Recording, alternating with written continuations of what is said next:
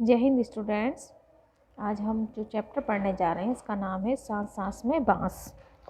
तो इसकी कहानी इस प्रकार से है कि जो बांस है उसका काम कैसे शुरू हुआ और किस तरीके से लोगों ने उसके टोकरी, टोपी या कोई भी चीज़ बनाने की मतलब कि सोच कैसे रखी, वो चीज़ इस चैप्टर में आपको बताई जा रही है। ठीक है, तो हम पढ़ते हैं। एक जादूगर थे चंकी चंगलनवा।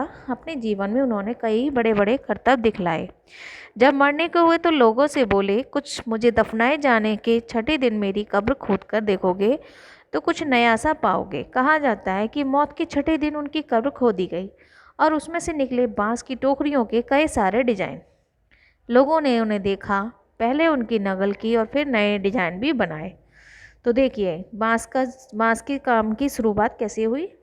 जब उस जादूगर की कब्र खोदी गई तो उसमें से जो टोकरियां निकली वहाँ से।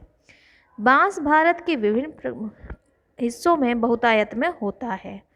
खोदी गई और मतलब कि बांस जो है वो बहुतायत में होता है। भारत के उत्तर पूर्वी क्षेत्र के 7 राज्य में बांस बहुत उगता है, इसलिए वहाँ बांस की चीज़ें बनाने का चलन भी खूब है।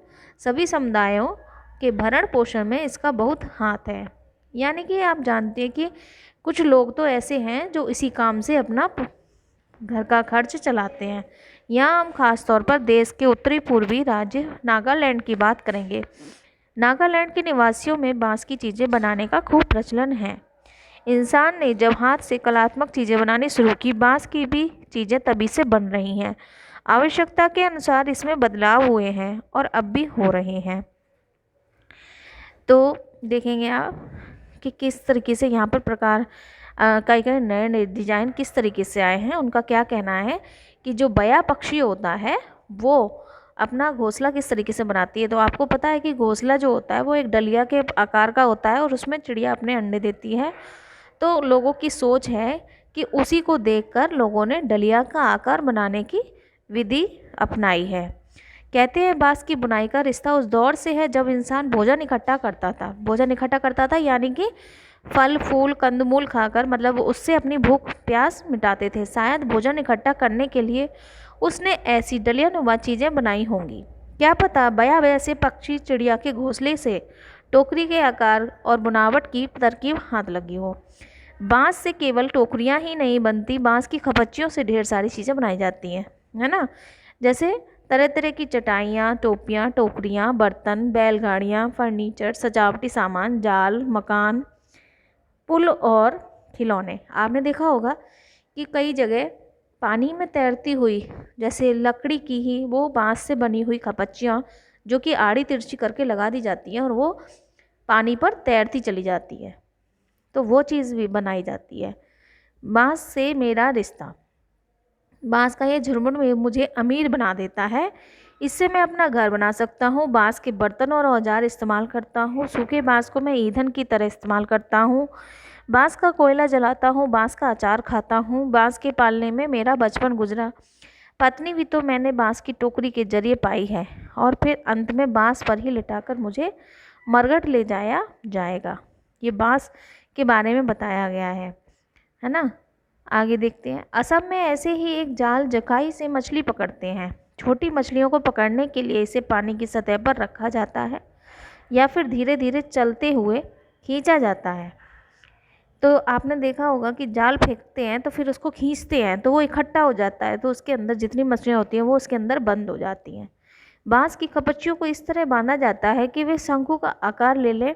इस शंकु का ऊपरी सिरा अंडाकार होता है। निचले नुकीले सिरे पर खपच्चियाँ एक दूसरे से गुथी हुई होती हैं। खपच्चियों से तरह तरह की टोपियाँ भी बनाई जाती हैं। असम में चाय बागानों के चित्र में तुम्हें लोगों ऐसी टोपियाँ पहने दिखाई देंगे, है ना। या हाँ, उनकी पीठ पर टंगी बांस की बड़ी सी टोकरी देखना ना भूलें। आपने देखा होगा कि जब भी चाय का आपने टीवी पर ऐड देखते हैं तो उसमें बागान दिखाते हैं और वहाँ पर जो औरतें होती हैं वो टोकरी लिए होती हैं लंबे सी, उसमें वो चाय की पत्ती रखते हैं, तो वो भी बांस की बनी होती है। जुलाई से अक्टूबर घनघोर बारिश के महीने यानी कि पास लोगों के पास बहुत सारा खाली वक्त था। या कहो आसपास के जंगलों से बाँस इकट्ठा करने का सही वक्त। आमतौर पर वे 1 से 3 साल की उम्र वाले बाँस काटते हैं। 1 से 3 साल वाले यानी कि जब वो पक जाता है उस समय वो बाँस काटा जाता है। बूढ़े बाँस सख्त होते हैं और उससे ज़्यादा साल का बाँस होता है वो बूढ़ा कहा जाता है उसको, वो टूट भी जाते हैं।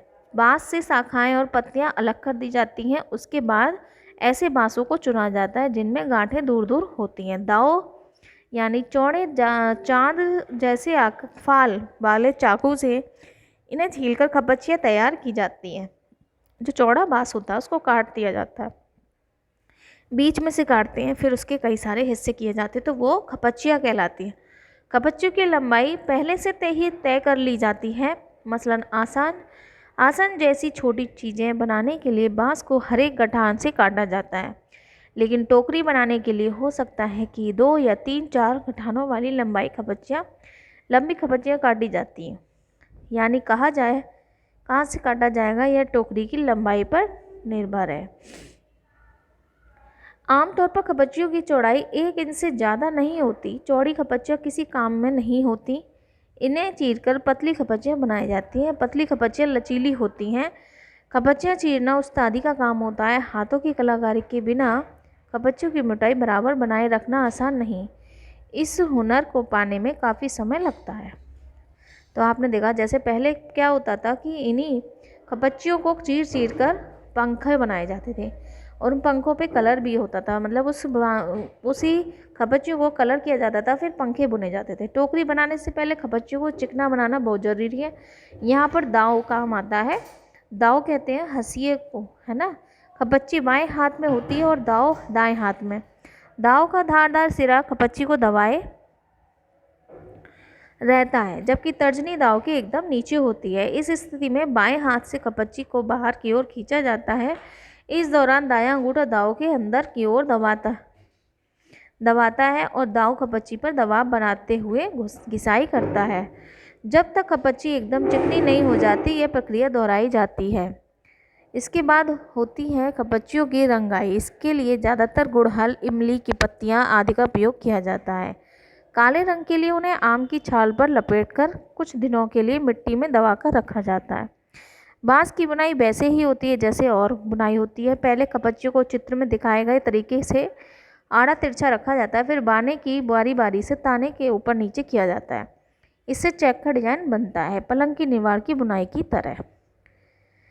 बाँस की बुनाई वैसे ही होती है ना। आपको पता चल गया कि किस तरीके से होती है। पलंग जानते हैं आप, पलंग जिस पर सोया जाता है उसकी भी आड़ी तिरछी बुनाई होती है। ट्विल बुनना हो तो हर एक बाना 2 या 3 तानों के ऊपर और नीचे से जाता है। इससे कई सारे डिजाइन बनाए जा सकते हैं। टोकरी के सिरे पर खपच्चियों को या तो चोटी की तरह गूंथ लिया जाता है या फिर कटे सिरों को नीचे की ओर मोड़कर फंसाकर दिया जाता है। हमारी टोकरी तैयार, चाहो तो बेचो या घर पर ही काम में ले लो। तो ये था आपका आज का चैप्टर और हम समाप्त करते हैं इसको। आपको ये रीड करना है और इसमें कठिन शब्द को सर्च करना है।